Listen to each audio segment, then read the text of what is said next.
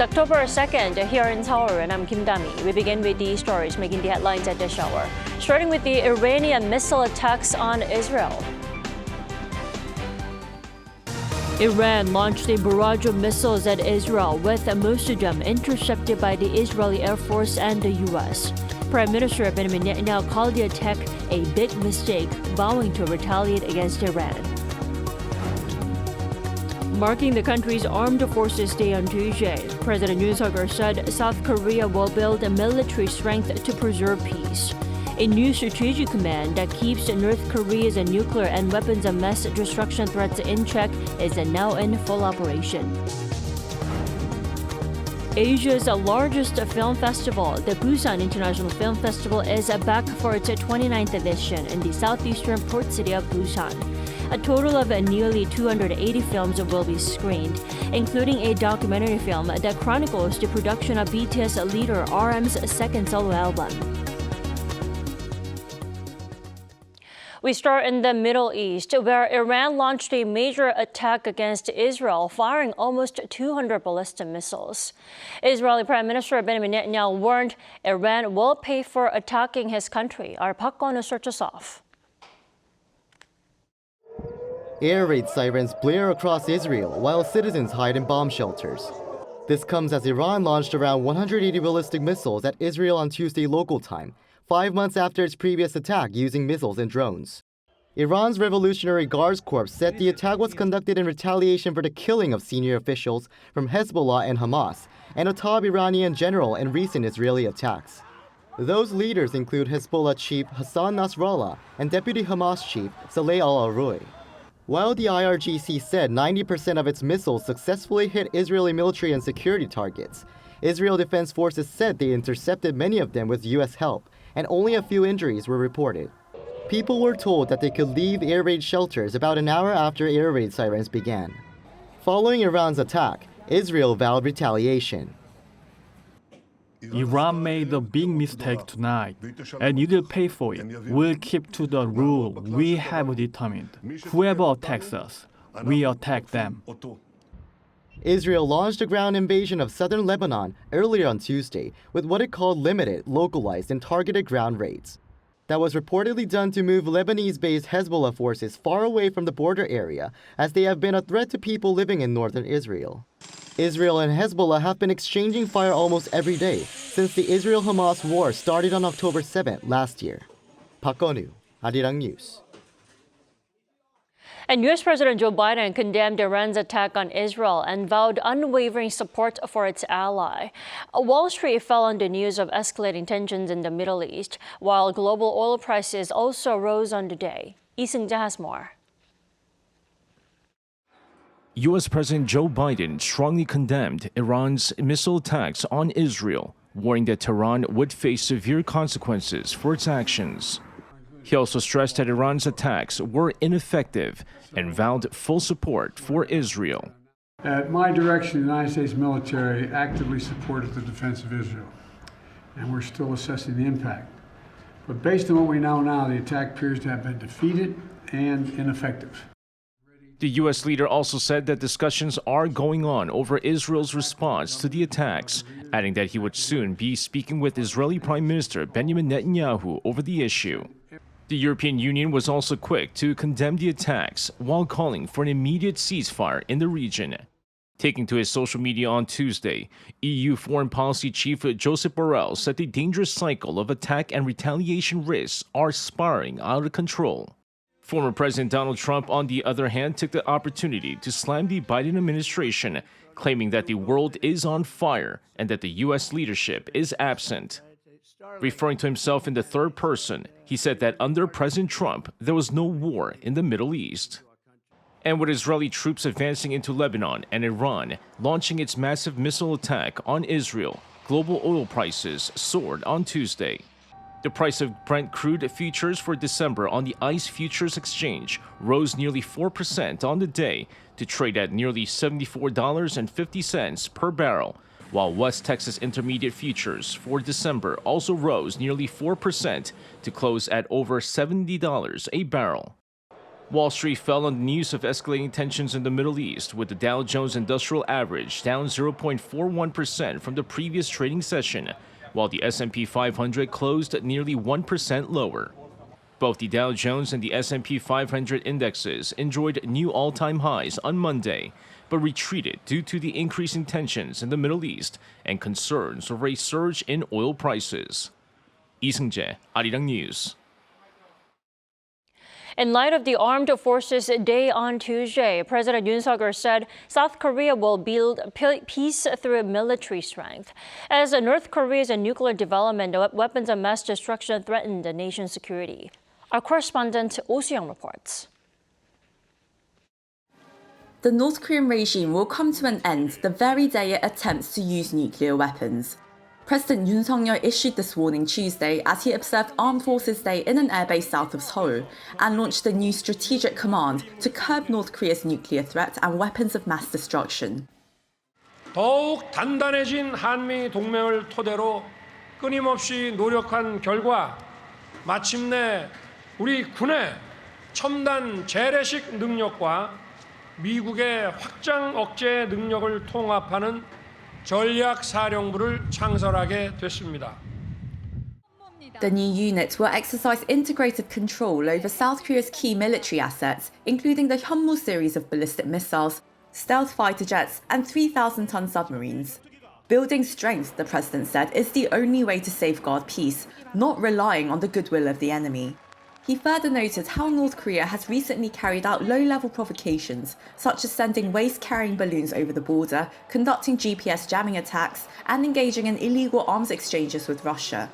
He urged the North to abandon its delusion that nukes would ensure the regime's survival.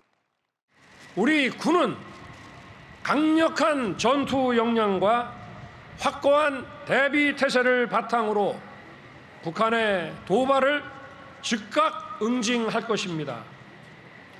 만약 북한이 핵무기 사용을 기도한다면 우리 군과 한미 동맹의 결연하고 압도적인 대응에 직면하게 될 것입니다. 그날이 바로 북한 정권 종말의 날이 될 것입니다. Yoon further said Washington is putting into action its extended deterrence policy of coming to the aid of its allies under nuclear or conventional attack, noting that a US strategic nuclear submarine visited South Korea for the first time in 4 decades, and a B-52 strategic bomber landed on the Korean peninsula for the first time. Based on Seoul and Washington's alliance, Yoon also vowed to strengthen trilateral security cooperation with Japan. As Armed Forces Day marks the day in 1950 when South Korea, as part of the United Nations Command, advanced into North Korea during the Korean War. Yoon thanked soldiers, veterans, US Forces Korea, and the UN Command for their service to this day. The president expressed his trust in the strong posture of the armed forces, calling on Korean citizens to support those defending the country to preserve peace through strength. Oh Soo-young, Arirang News. North Korea resumed flying trash-carrying balloons to South Korea on Wednesday morning. Seoul's Joint Chief of Staff warned South Korean citizens of the possibility of those balloons moving to northern Gyeonggi-do province and the metropolitan area. Now, the last time the North sent these trash-carrying balloons was 10 days ago on September 22nd. The following day, Seoul's military warned that South Korea would not hesitate to take stern military measures against the North if Pyongyang crosses the line with its balloon campaign.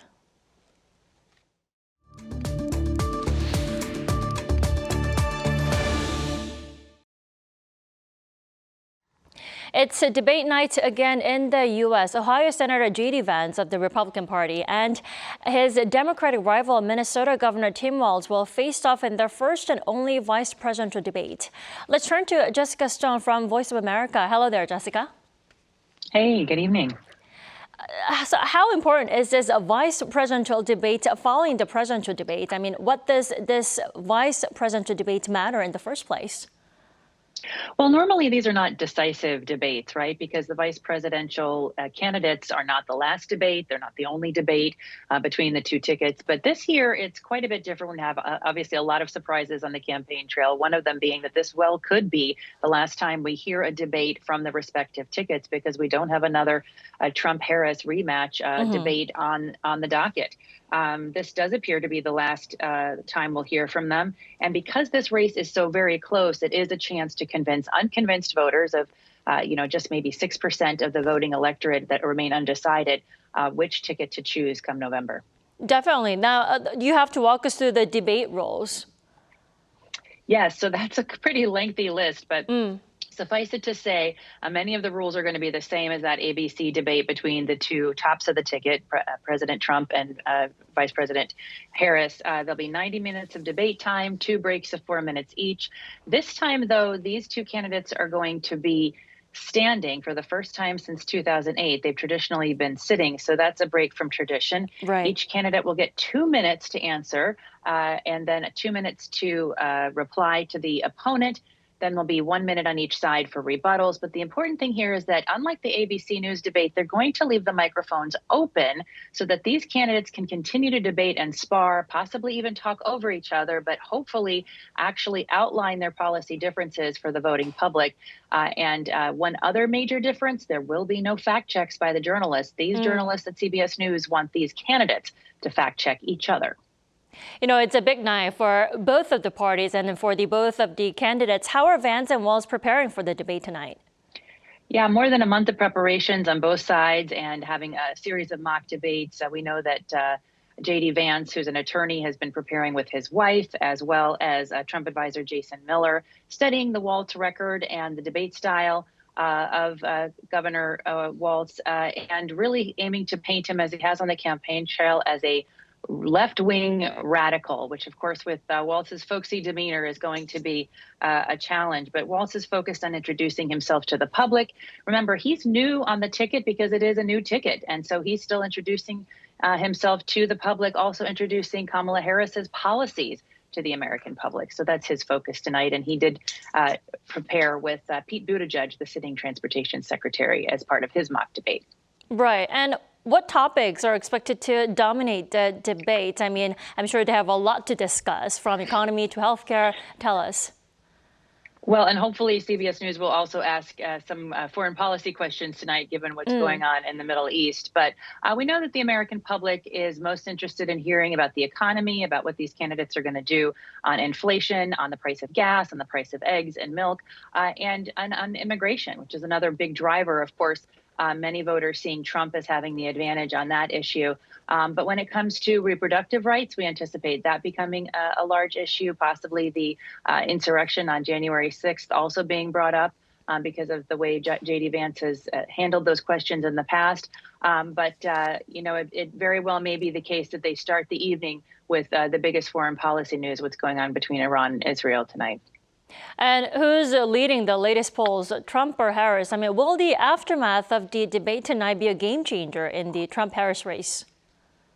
I think that's the question we're all waiting to answer based on the polling and even the polling in real time that is usually conducted during these debates where voters watch and they react with, these little switches. Right. But Harris is definitely leading in the national polls by somewhere between 1 and 6 points. It is tighter, though, between these two candidates in those swing states, which will decide the election. So we're watching places like Georgia, North Carolina, where Trump is slightly ahead of Harris. But in Wisconsin, Michigan, and Nevada, she is one or 2 points ahead of him. So these are the 7 or 8 states we're watching that could well decide the election. We'll see. It's going to be a turnout game. We continue to watch both of these candidates, these tickets, get out the vote efforts, because we are going to need to see, with such a close election, record turnout to potentially sway the races in these swing states in particular.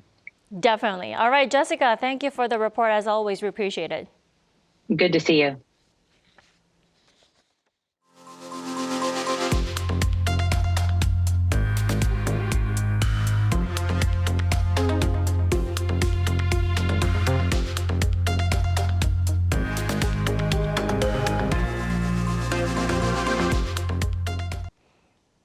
The Busan International Film Festival kicks off its 10-day run on Wednesday with an OTT platform release as its opening night film for the first time. The Netflix film Uprising, directed by Kim Sang-man and produced by legendary filmmaker Park Chan-wook, will make its world premiere at the film festival. Including Uprising, a total of 224 films from 63 countries have been invited to the major festival. That's up 209 last year. Also drawing attention is a documentary film on BTS leader RM, titled RM Right People, Wrong Place, which also premieres in Busan City. Disney's beloved Mickey Mouse is showcased in a unique way at an art exhibition held in Seoul's Deoksugung Palace. Local artists creatively blend Disney characters with Korean heritage, offering a fresh twist for visitors. Yoon has the story. Disney's magic meets Korea's history. In collaboration with Disney Korea, the Korea Heritage Service is showcasing the work of 9 artists who have creatively blended Korea's royal heritage with cartoon characters from Mickey Mouse. The art exhibition is taking place at Deoksugung Palace in Dondokjeon Hall, which opened to the public last year, having been rebuilt in its original form. The universally recognizable character with his iconic red shorts and yellow shoes is Mickey Mouse, but this time he's wearing something different. Mickey and Minnie Mouse are wearing Korean wedding attire celebrating their marriage, while Donald Duck and Daisy Duck are dressed in traditional hanbok clothing. Disney characters appear in 십장생도, a painting from the Joseon dynasty that features 10 symbols representing longevity. The paintings are often given as gifts to wish for long life and chase away bad luck. I thought Mickey 장생도 was the perfect way to celebrate the occasions of Mickey Mouse's upcoming 100th birthday and Disney's 100th anniversary, and also the restoration of Dondokjeon after 100 years. I think seeing the beloved character Mickey Mouse in traditional Korean hanbok brings a refreshing and delightful twist that many will enjoy. Other works by different artists display the characters represented in artifacts, highlighted by different patterns, such as a lotus. Disney Korea said it was excited to work with Korean artists to bring the Disney magic to life in an unconventional way and entertain and inspire people around the world. I was so glad to see this kind of exhibition that combines Mickey and the Korean pop art culture. Yeah.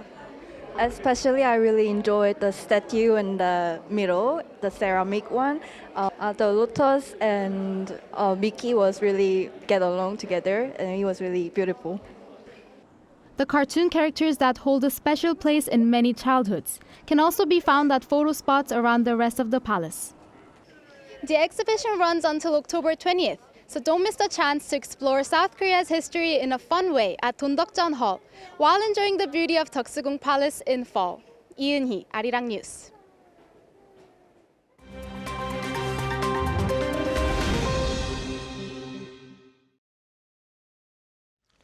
Good morning, I'm Kim Seong, and this is The World Now. We begin today in Thailand, where a school bus crashed on a highway near Bangkok and caught fire, killing 23 people, of which 20 were children. According to the local authorities, bodies of 20 children and 3 teachers have been recovered after the fire was extinguished on the single-decker bus, which had been carrying 44 passengers. Now newly appointed Prime Minister Paetongtarn Shinawatra said on a social media post that as a mother, I would like to express my deepest condolences to the families, adding that the students from Wat Kha Praya Primary School were returning from a field trip to the Uthai Thani province, some 250 kilometers north of the Thai capital. Local media showed videos where the school bus was engulfed in flames as it burned under an overpass.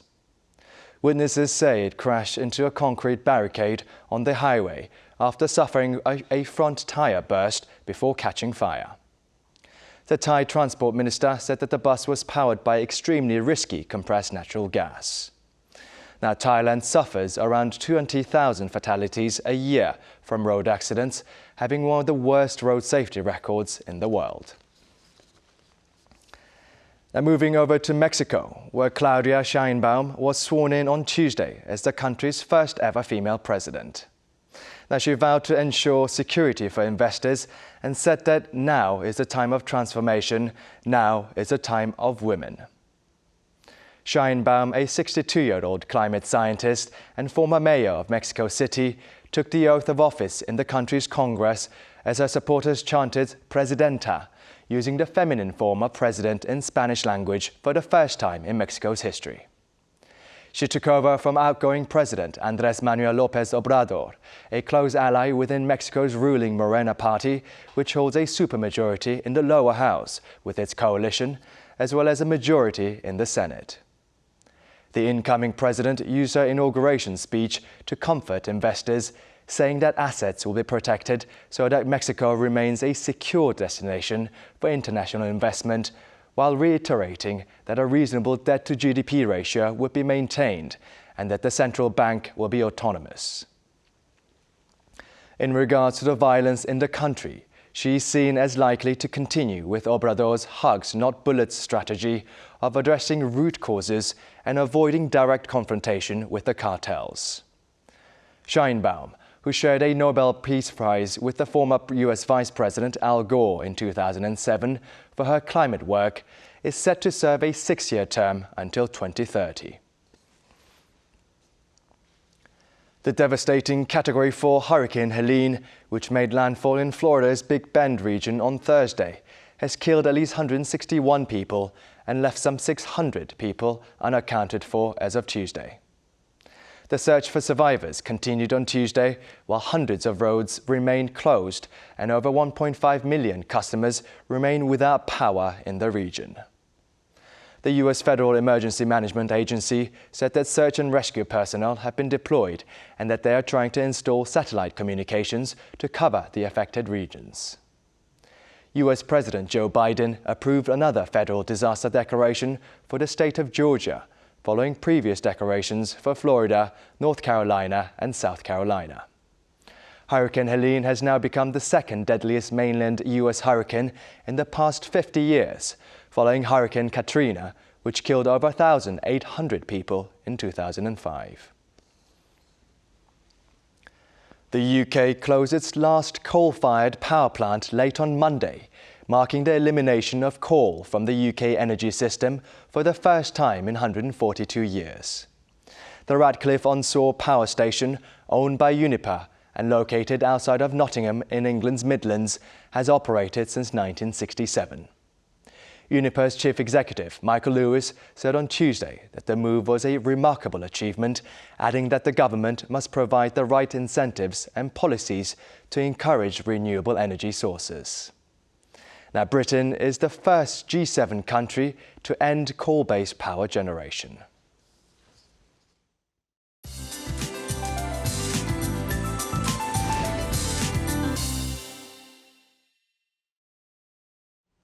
Good morning.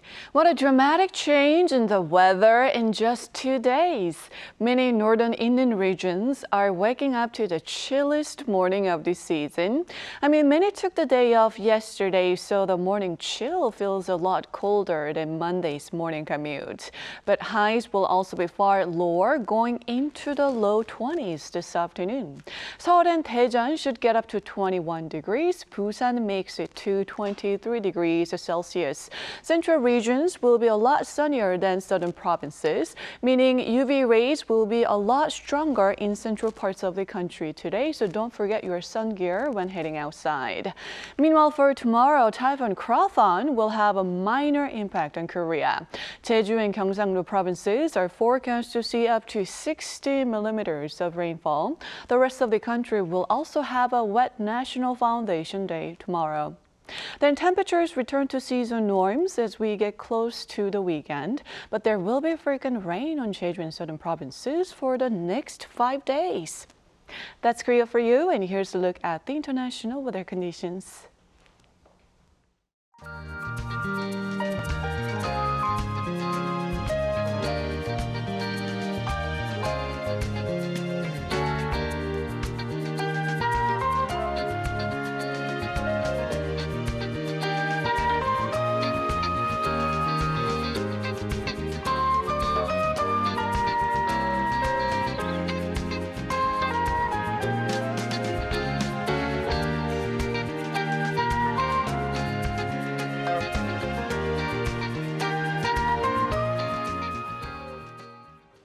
That's all we have for our morning edition of Arirang News. Thanks for watching.